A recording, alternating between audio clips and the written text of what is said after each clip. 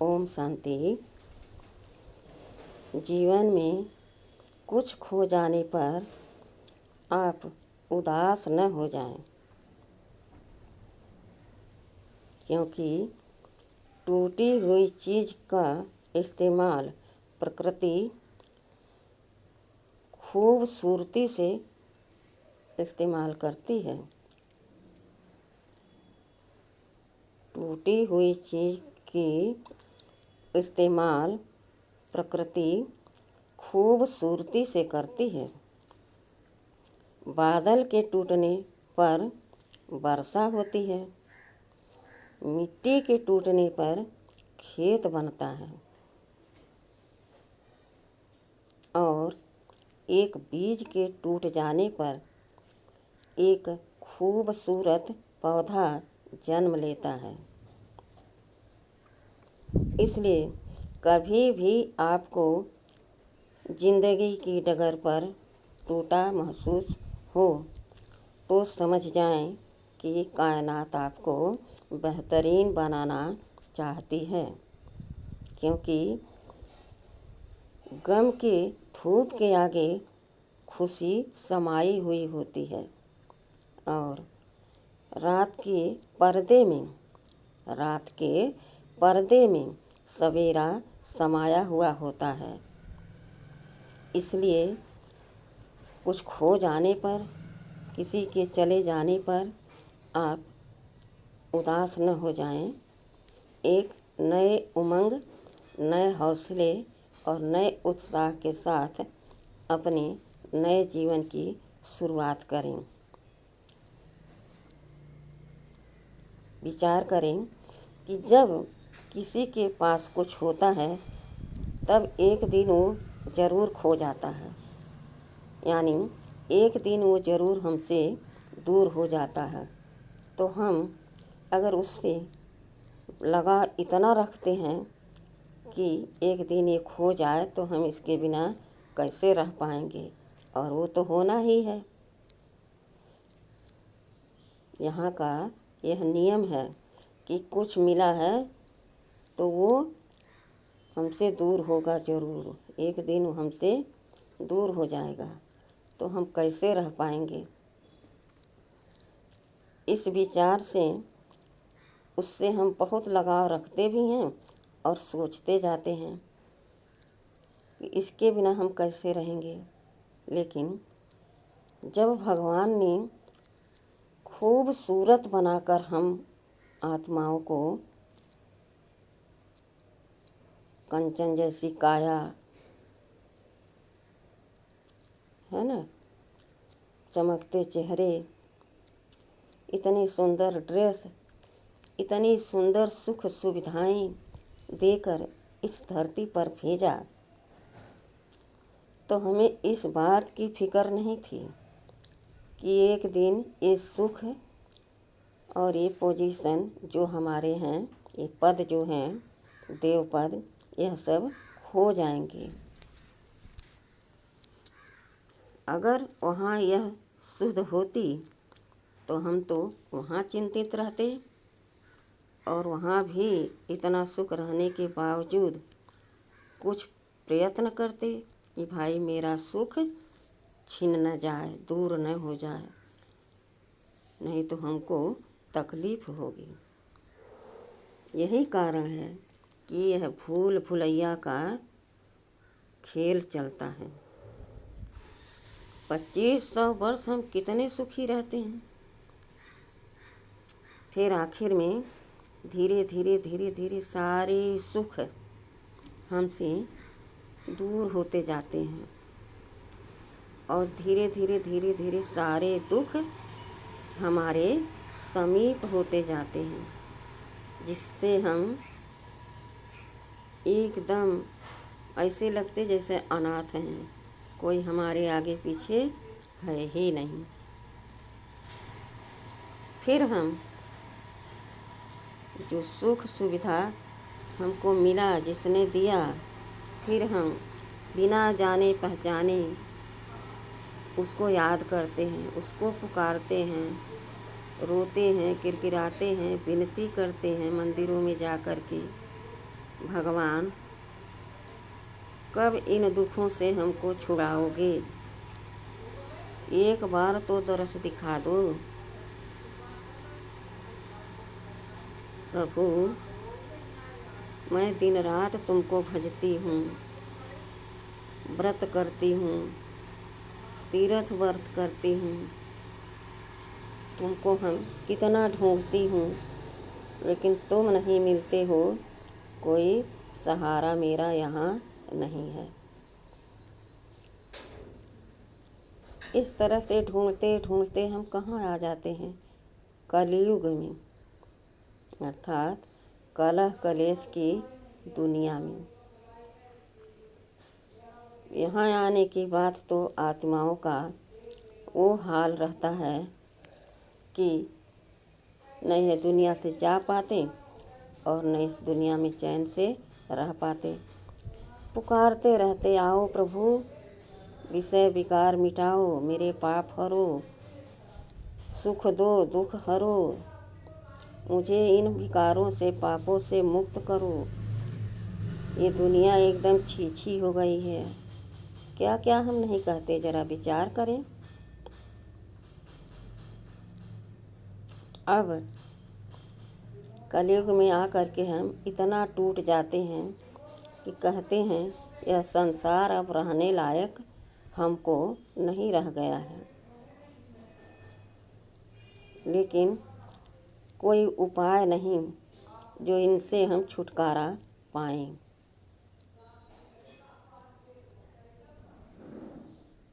फिर हम क्या करते हैं? भटकते रहते हैं। पेड़ पौधे, नदी नाले, सब की पूजा हम करते हैं। कंकड़ पत्थर जहाँ मिला दो पत्थर रख लिए, वहाँ एक फूल धर दिए, जल दे दिए, अक्षत चढ़ा दिए, सिंदूर लगा लिए और मान लिया भगवान। रास्ते चलते चलते मैं हर घंटे पर कहीं पत्थर देखा, कहीं छोटा सा मंदिर देखा, या कहीं कोई प्रोग्राम देखा भगवान के नाम का, कीर्तन भजन, तो हम माथा झुका देते। लेकिन अपने कर्म पर हमने ध्यान नहीं दिया कि हमको आखिर करना क्या चाहिए। भगवान तो हमको सजा धजा कर भेजा और गुण तो हमारे में सदा भरे रहते हैं। बाबा जैसे हैं ऐसे हमको भी गुण दे दिए हैं, अपनी सारी शक्तियाँ हमको दिए हैं, लेकिन हम उन सबको भूल जाते हैं। अगर हम ये समझें कि मैं आत्मा हूँ, मैं ज्ञान स्वरूप हूँ, ज्ञान मास्टर हूँ, बाबा हमारा सर्वशक्तिमान है, तो मैं मास्टर सर्वशक्तिमान हूँ। लेकिन यह ज्ञान देवे कौन? क्योंकि हम तो भूल गए, अपने आप को टूटा हुआ महसूस कर रहे हैं। कोई नहीं है मेरा सहारा। आखिर में वह दिन आ ही गया, कलयुग का अंत और सतयुग का आदि। उसमें जो समय बीता, उसमें जो समय बचा, उसमें मेरे मीठे प्यारे बाबा प्राणेश्वर, प्राणों के दान देने वाले, जीवन के दाता, जीवन मुक्त करने वाले आ ही गए और दोनों बाहें पसारे बाबा हमको बुला रहे, बच्चे आओ, मैं आ गया हूँ। जो पहले वाली आत्माएं थीं, पहले महाराजा राजा बने, देव बने, फिर नंबर 1 पुजारी बने, तो उनको जल्दी पहचान आ गई कि मेरा पिता आया हुआ है, और वो आकर के समर्पण हो गए। और देखो नंबर वार वो पहले राजधानी में आने लायक पढ़ाई पढ़ लिए, पुरुषार्थ कर लिए, कर्मातीत को पा गए। जैसे हमारी दादियाँ हैं, हमारे ब्रह्मा बाबा हैं, हमारी मम्मा हैं, और लकी स्टार्स अनन्य आत्माएं हैं। तो हम भी तो बाबा की संतान हैं। अपने आप को अब हम क्या समझें? मैं बहुत बहुत सौभाग्यशाली हूँ जो आकर बाबा ने हमको गोद ले लिया। अब तक मैं कैसे अपना जीवन बिता रही थी? असहाय, कोई अपना नहीं। उस सहारे को मैं गुप्त रूप में ठूंसती थी, कहती थी आ जाओ, मेरा सहारा बन जाओ। मेरा नैया डूब रही है, कोई खिवैया नहीं है, पार लगा दो। इस तरह से हम उनको पुकारते थे। कितने टूट गए थे हम। लेकिन बाबा आए तो क्या किया? अपने दिल में बसा लिया, अपने नयनों में समा लिया, अपनी गोद में ले लिया और दुलार प्यार करते करते कहते हैं, मेरे लाडले बच्चे, मेरे सिखिलदे बच्चे, तुम 5000 वर्ष से बिछड़े हुए हो। मुझे तुम्हारी बहुत याद आती थी, क्योंकि मैं तो तुम्हें पहचान रहा, देख रहा था कि तुम कितना दुख उठा रहे हो। लेकिन मैं कर ही क्या सकता हूँ? ड्रामा में मेरा भी नूध है समय। जब समय होता है तभी मैं आता हूँ। आ जाओ मेरे बाहों में, मेरे श्रीमत पर चलो। बाबा कभी ऊंची आवाज़ में नहीं बोले। 4 बार समझाने के बाद बाबा ने कभी ये नहीं कि कहा छोड़ो, जाने दो, नहीं। बाबा कहते वो भी मेरा बच्चा है, कभी न कभी समझ जाएगा, सुन तो रहा है ना, आ तो रहा है ना। आने का भी सेंटर पर भाड़ा बाबा देते हैं, चुपचाप बैठने का भी भाड़ा भगवान देते हैं। मेरे पास बैठा तो है ना। उदाहरण के तौर पर जैसे कोई काम कर रहा है, मानो कोई खाना पका रहा या कोई काम कर रहा, तो कहते हैं भाई अकेले हम बोर हो जाते हैं, आप भी चलो मेरे साथ, बैठे रहना, कुछ न करना। इसी तरह से बाबा कहते बच्चे, मैं जब यहाँ आया हूँ तो मैं अकेला रहूँ और तुम इधर उधर भटकते रहो, यह अच्छी बात नहीं है। तुम आओ, मैं तुम्हें ज्ञान श्रृंगार कराकर अपने साथ ले चलूँगा। मेहनत तुम्हें कुछ भी नहीं करनी है, केवल मन मना भव मध्याजी भव मुझे याद करते रहो और वर्षे को याद करते रहो, तो तुम माला माल, धनवान और सतमार्ग पर चलना पसंद करोगे, क्योंकि तुम्हें समझ आ गई है कि क्या राइट है, क्या रॉन्ग है। तो अभी भी जो बच्चे उदास हैं, निराश हैं, कोई मेरा सहारा नहीं, कोई मेरा अपना नहीं, मैं कहाँ जाऊँ, तो मेरी यही विनती है, यही गुजारिश है कि वो आत्मा तुरंत सेंटर का पता करे और सेंटर पर पहुंच जाए। शांति, सुख, प्रेम, संतुष्टता, धैर्यता, मधुरता सब वहाँ मिल जाएगा। कुछ अलग से करने की ज़रूरत नहीं पड़ेगी। कितना अच्छा है। पहले मैं भरपूर था, फिर मैं धीरे धीरे टूट गया और अधीर होकर भगवान को पुकारने लगा। अब फिर भगवान आ गए हैं तो कह रहे हैं बच्चे तुम मेरे हो और मैं तेरा हूँ, तो तुम मेरे साथ रहो, तुम्हें कोई तकलीफ़ की बात नहीं होगी। और तो और फिर तुम मेरे साथ घर चलोगे जो पुकारते पुकारते मुझे कितना परेशान होते थे, रोते थे, वही मैं हूँ। तुमको घर ले जाने आया हूँ। वहाँ तुम थोड़े दिन विश्राम करना। मैं तुम्हें अच्छी ड्रेस के साथ,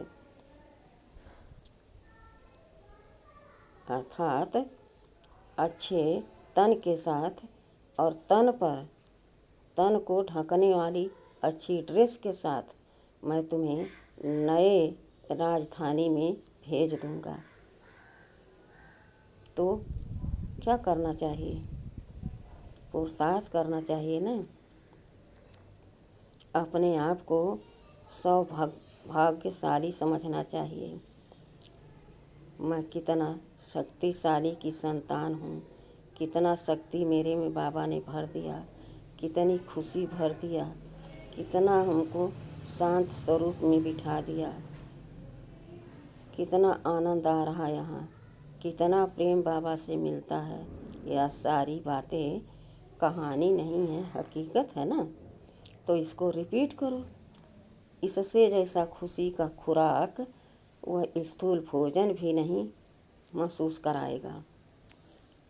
कहते हैं ना, पहले कथा सुन लें फिर भोजन करें, पहले दान कर लें फिर भोजन करें। इसमें नंबर 1 खुशी होती है। पहले भोजन कर लें फिर दान करें तो खुशी नहीं लगेगी, लेकिन पहले दान कर लें और फिर हम भोजन करें तो कितनी खुशी होगी। आज मैंने दान दिया, पहले मैंने दान दिया तो पहले मैं दानी भी बन गया। इसलिए अपने आप को, अपने भाग्य को और अपने पिता को बहुत बहुत मुबारक देना चाहिए, शुक्रिया कहना चाहिए, धन्यवाद करना चाहिए। बाबा ने हमको शूद्र से ब्राह्मण बना दिया। अब ब्राह्मण जैसा सुख, शांति, धैर्य, संतोष किस में है? किसी में है?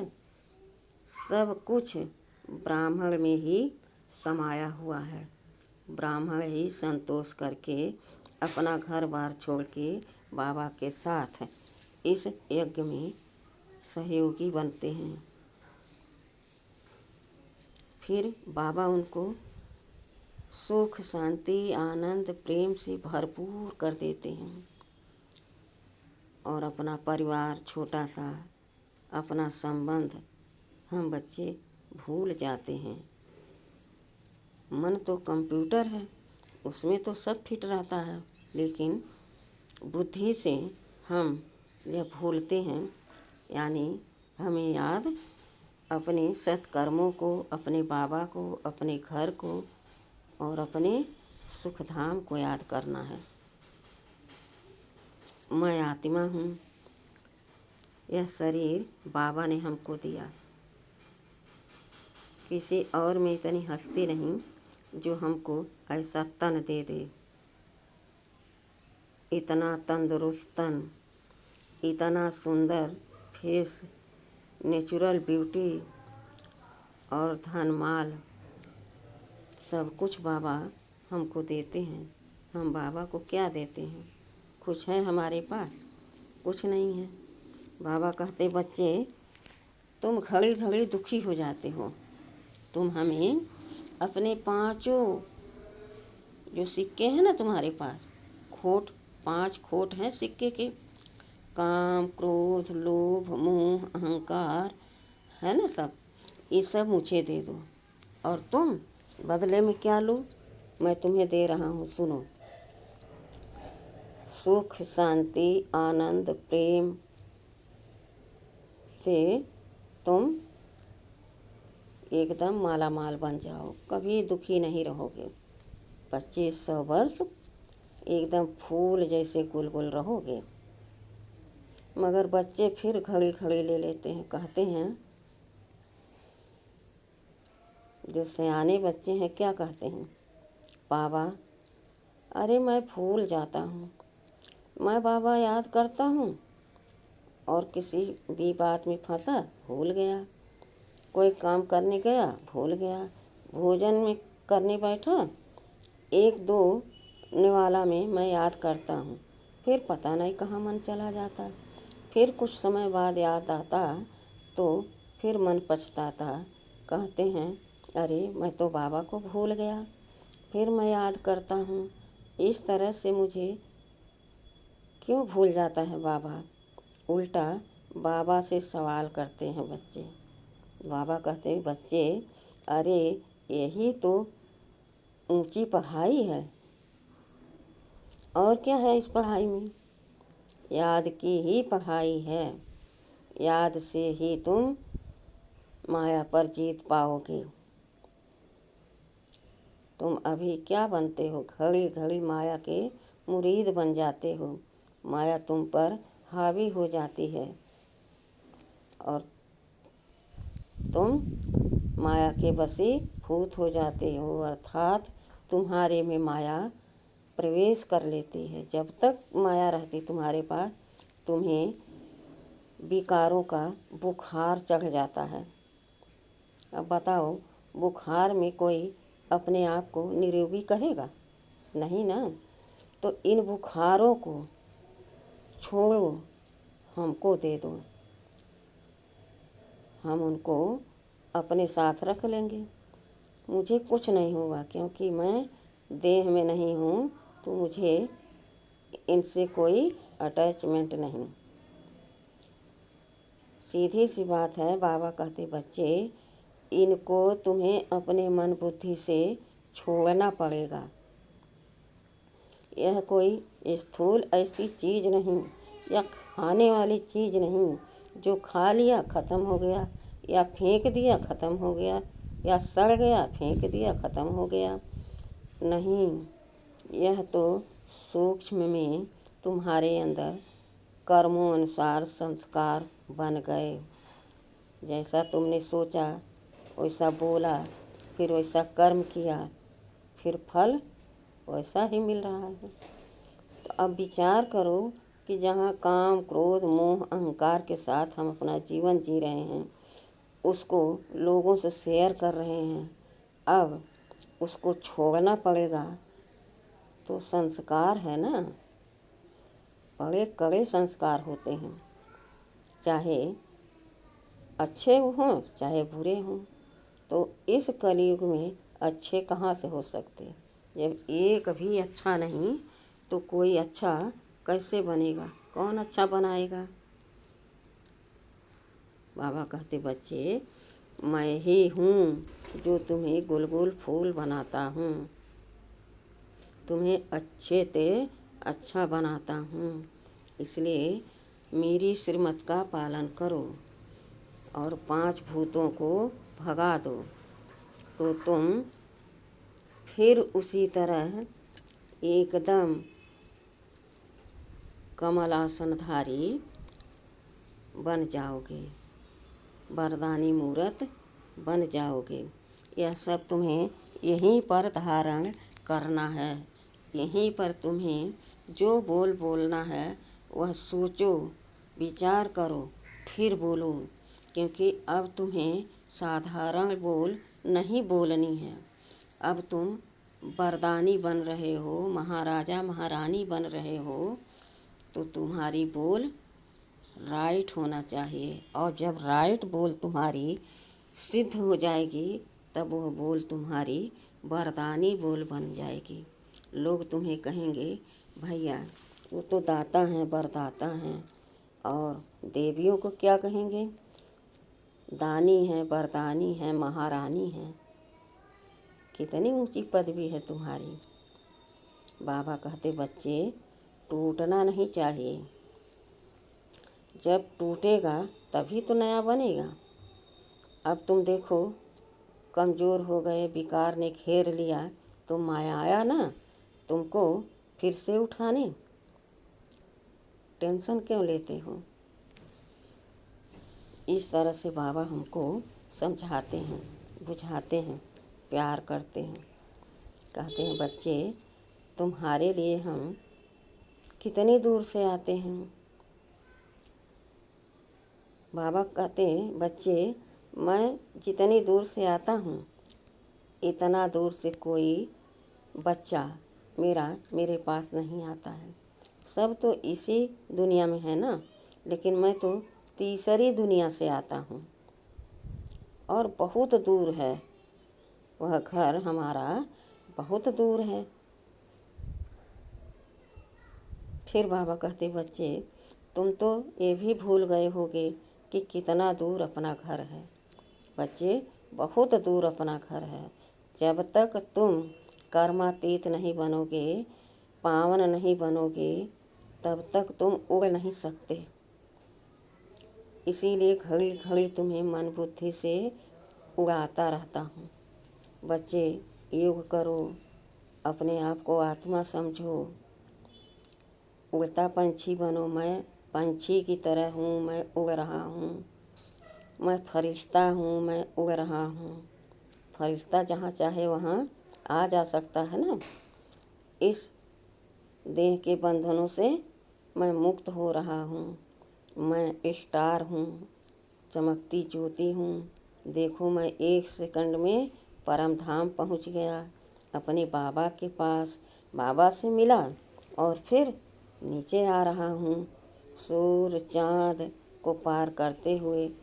देखो, नीचे आ गए। मैं अपने कॉस्ट्यूम में फिर जा रही हूँ।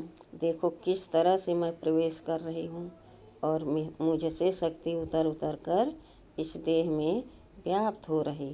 यह शरीर कितनी शक्तिशाली सतो प्रधान बन रही है।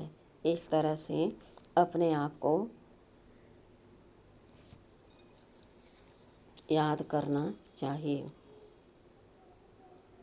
बाबा ने कहा, बच्चे अब रूठने का, टूटने का, असहाय महसूस करने का, अब मैं रूठा हूँ, मैं टूट गया हूँ, मैं असहाय हूँ, कमज़ोर हूँ, मेरा कोई सहारा नहीं, इन सब को छोड़ो।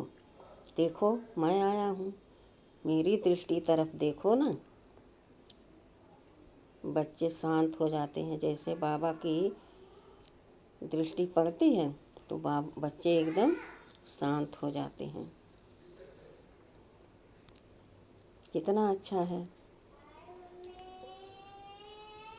इतना प्यार करेगा कौन, इतना ऊंचा उठाएगा कौन। यहाँ जो मेरे माता पिता हैं वो हमको क्या देंगे, उनके पास क्या है। जैसे मैं हूँ ऐसे हमारे माता पिता हैं। जो यहाँ स्थूल है वो हमको खिलाएंगे, पिलाएंगे, पहनाएंगे, ओढ़ाएंगे, जहाँ जाना है ले जाएंगे, जहाँ जाएंगे यही तो करेंगे। लेकिन बाबा जो कर दे रहा है इस समय, वो 21 जन्म खूटने वाला नहीं है। मुझे कितनी खुशी, कितना उमंग होना चाहिए। अच्छा, ओम शांति।